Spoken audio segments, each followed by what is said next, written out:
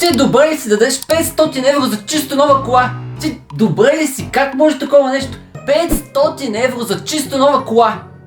Ама си струваше! Как може такова? Я чакай малко. Ти как купи тази кола за толкова малко пари? Така, на стъклото имаше цена 500 евро. Ти си голям гълфон, това са 500 евро на месец. Успокой се малко, нищо толкова не е станало. Никога не казвай на жена да се успокои!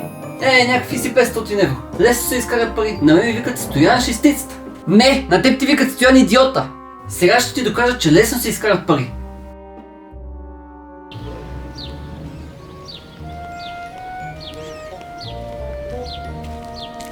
И сега откъде ще изкарам пари?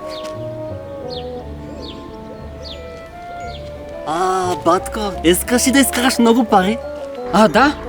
Аз ще ти дам 50, а ти ще ми дадеш 100. И така ще напечава от 50 евро. Добре, чакай малко. Това да не е някаква измама. Не е измама. Черна котка ти мине по пътя, ако е измама. Добре. Ти 100 евро. Сделка! Спечелих 50 евро! Казах ти, че пари се изкарват лесно. И откъде ги взе? Един идиот ми даде 50 евро, аз му дадох 100 и... Чакай малко, бе. Стояне, ти идиот ли си? Пак ли някой те е измамил? Сега ще го намеря то и направо ще...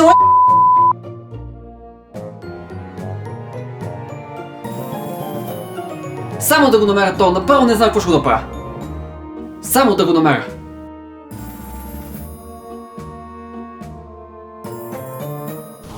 Те идиоти се хванаха на този номер. Сега само трябва да скрия парите някъде. Къде да ги скрия?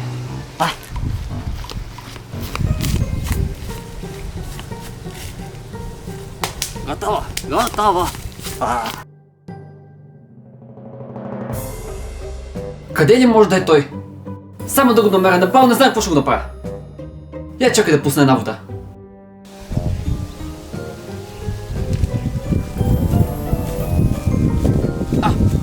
Какво е това, бе?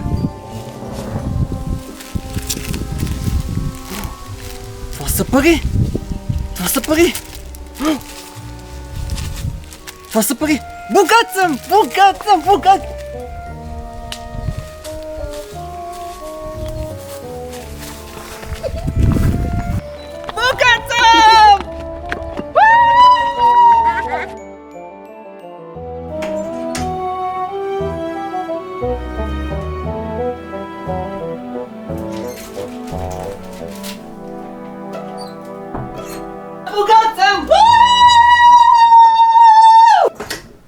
Стояне, какво?